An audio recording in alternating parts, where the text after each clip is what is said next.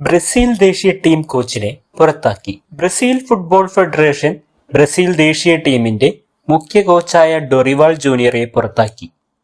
അർജന്റീനയ്ക്കെതിരെ 4-1 എന്ന വലിയ സ്കോറിൽ ബ്രസീൽ തോറ്റതിനെ തുടർന്നാണ് ഈ നിർണായക തീരുമാനം. 2024 ജനുവരിയിൽ ചുമതലയേറ്റ ഡൊറിവാൾ ജൂനിയറിന്റെ നേതൃത്വത്തിൽ ബ്രസീലിന് മികച്ച പ്രകടനം കാഴ്ചവെക്കാൻ സാധിച്ചിരുന്നില്ല.